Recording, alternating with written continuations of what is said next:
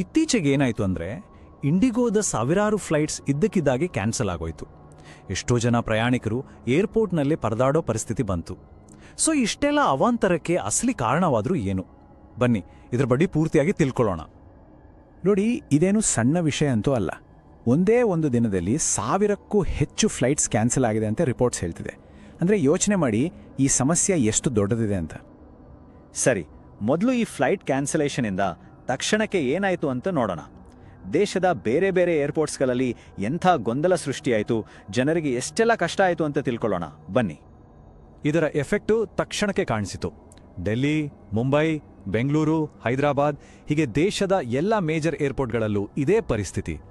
ಜನವೋ ಜನ, ಉದ್ದುದ್ದ Q, ಟರ್ಮಿನಲ್ಗಳೆಲ್ಲ full ಆಗಿ ಜನ ಗಂಟೆಗಟ್ಲೆ ಕಾಯೋ ಹಾಗಾಯ್ತು. ಮುಂದೆ ಏನ್ ಮಾಡೋದು ಅಂತನೂ ಗೊತ್ತಿಲ್ಲದ ಸ್ಥಿತಿ. ಹಾಗಾದ್ರೆ ಇಷ್ಟೆಲ್ಲ ಆಗೋಕೆ ನಿಜವಾದ ಕಾರಣ ಏನೋ? ಯಾಕೆ ಹೀಗಾಯ್ತೋ? ಬನ್ನಿ ಈಗ ಅದ್ರ ಬಗ್ಗೆನೇ ನೋಡೋಣ. ಇದಕ್ಕೆ ಉತ್ತರ ಫ್ಲೈಟ್ನ ಇಂಜಿನಲ್ಲೋ ಅಥವಾ ಬೇರೆಲ್ಲೋ ಇಲ್ಲ. ನಿಜವಾದ ಕಾರಣ ಇರೋದು ಫ್ಲೈಟ್ ಸಿಬ್ಬಂದಿ ಮತ್ತು ಹೊಸದಾಗಿ ಬಂದಿರೋ ಒಂದು ಸೇಫ್ಟಿ ರೂಲ್ಸಲ್ಲಿ. ಹೌದು, ಇಡೀ ಸಮಸ್ಯೆ ಶುರುವಾಗಿದ್ದೇ FDTL ಅನ್ನೋ ಒಂದು ಹೊಸ ನಿಯಮದಿಂದ, ಅಂದರೆ ಫ್ಲೈಟ್ ಡ್ಯೂಟಿ ಟೈಮ್ ಲಿಮಿಟೇಷನ್ಸ್. ಇದು DGCA ತಂದಿರೋ ರೂಲ್ಸ್. ಇದರ ಪ್ರಕಾರ ಪೈಲಟ್ಸ್ ಮತ್ತು ಬೇರೆ ಸಿಬ್ಬಂದಿ ಎಷ್ಟು ಹೊತ್ತು ಕೆಲಸ ಮಾಡಬೇಕು, ಎಷ್ಟು ರೆಸ್ಟ್ ತಗೋಬೇಕು ಅನ್ನೋದರ ಮೇಲೆ ಕಟ್ಟುನಿಟ್ಟಿನ ನಿಗಾ ಇಡಲಾಗತ್ತೆ. ಯಾಕಂದರೆ ಸೇಫ್ಟಿ ಮುಖ್ಯ ಅಲ್ವಾ? ಸೊ ಈ ಹೊಸ FDT ರೂಲ್ಸಲ್ಲಿ ಏನಿದೆ ಅಂತ ನೋಡೋದಾದ್ರೆ, ಮೊದಲನೇದಾಗಿ ಪೈಲಟ್ಗಳ ವರ್ಕಿಂಗ್ ಅವರ್ಸ್ ಕಡಿಮೆ ಮಾಡಿದ್ದಾರೆ. ಎರಡನೇದಾಗಿ 2 ಫ್ಲೈಟ್ಸ್ ಮಧ್ಯೆ ಹೆಚ್ಚು ರೆಸ್ಟ್ ಕೊಡೋದು ಕಡ್ಡಾಯ. ಇನ್ನು ಮೂರನೇದಾಗಿ ರಾತ್ರಿ ಹೊತ್ತು ಮಾಡೋ ಲ್ಯಾಂಡಿಂಗ್ಸ್ ಮೇಲೂ ಕೆಲವು ನಿರ್ಬಂಧಗಳನ್ನು ಹಾಕಿದ್ದಾರೆ. ಇದೆಲ್ಲ ಯಾಕೆ ಅಂದರೆ ಆಯಾಸ ಕಡಿಮೆ ಮಾಡಿ ಸೇಫ್ಟಿ ಹೆಚ್ಚಿಸೋಕೆ. ಇಲ್ಲೇ ನೋಡಿ ಅಸಲಿ ಸಮಸ್ಯೆ ಇರೋದು. ಇಂಡಿಗೋ ಈ ಹೊಸ ಕಠಿಣ FDTL ರೂಲ್ಸ್ ಪ್ರಕಾರ ತಮ್ಮ ಫ್ಲೈಟ್ಸ್ ಓಡಿಸೋಕೆ ಎಷ್ಟು ಪೈಲಟ್ಸ್, ಎಷ್ಟು ಸಿಬ್ಬಂದಿ ಬೇಕು ಅಂತ ಸರಿಯಾಗಿ ಅಂದಾಜು ಮಾಡಲಿಲ್ಲ. ಸಿಂಪಲ್ ಆಗಿ ಹೇಳೋದಾದ್ರೆ ಅವ್ರು ಮಾಡಿದ ಲೆಕ್ಕಾಚಾರನೇ ತಪ್ಪಾಗಿತ್ತು. ಹಾಗಾಗಿ ಏನಾಯ್ತು? ಫ್ಲೈಟ್ಸ್ ಓಡಿಸಕ್ಕೆ ಬೇಕಾದಷ್ಟು ಪೈಲಟ್ಸು, ಸಿಬ್ಬಂದಿನೇ ಇಲ್ಲ.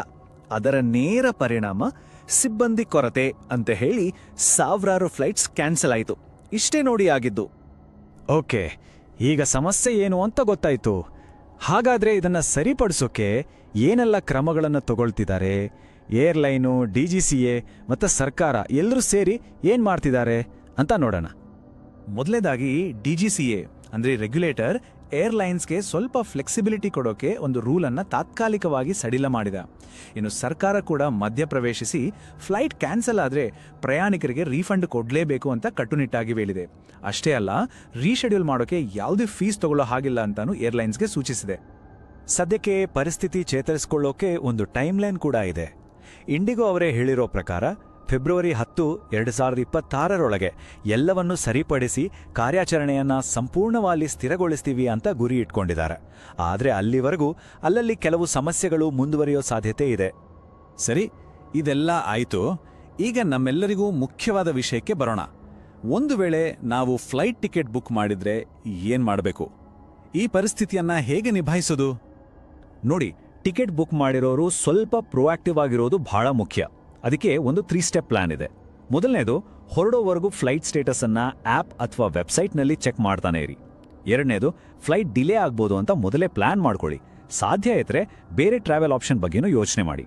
ಮೂರನೇದು, ಒಂದು ವೇಳೆ ಫ್ಲೈಟ್ ಕ್ಯಾನ್ಸಲ್ ಆದ್ರೆ ನಿಮ್ಮ ಹಕ್ಕುಗಳು ಏನು ಅಂತ ಸರಿಯಾಗಿ ತಿಳ್ಕೊಂಡಿರಿ. ಹೌದು, ನಿಮ್ಮ ಹಕ್ಕುಗಳನ್ನು ನೆನಪಿಟ್ಟುಕೊಳ್ಳೋದು ತುಂಬಾನೇ ಇಂಪಾರ್ಟೆಂಟ್. ಒಂದು ವೇಳೆ ಫ್ಲೈಟ್ ಕ್ಯಾನ್ಸಲ್ ಆದರೆ ನಿಮಗೆ ಟಿಕೆಟ್ನ ಪೂರ್ತಿ ಹಣ ವಾಪಸ್ ಸಿಗಲೇಬೇಕು. ನಿಮ್ಮ ಫ್ಲೈಟನ್ನು ರೀಶೆಡ್ಯೂಲ್ ಮಾಡೋಕ್ಕೆ ಅವರು ಯಾವುದೇ ರೀತಿ ಚಾರ್ಜ್ ಮಾಡೋ ಹಾಗಿಲ್ಲ. ಕೆಲವು ಸಂದರ್ಭಗಳಲ್ಲಿ ಬೇರೆ ಪ್ರಯಾಣದ ವ್ಯವಸ್ಥೆ ಮಾಡಿಕೊಡೋ ಜವಾಬ್ದಾರಿನೂ ಅವ್ರದ್ದೇ ಆಗಿರುತ್ತೆ. ಕೊನೆಯದಾಗಿ ಒಂದು ಪ್ರಶ್ನೆ ಉದ್ಭವಿಸುತ್ತೆ. ಸದ್ಯಕ್ಕೆ ಆಗಿರೋ ಈ ಗೊಂದಲ, ಈ ಎಲ್ಲ ಸಮಸ್ಯೆಗಳು ಒಂದು ದೊಡ್ಡ ತಲೆನೋವು ಅನ್ನೋದು ನಿಜ.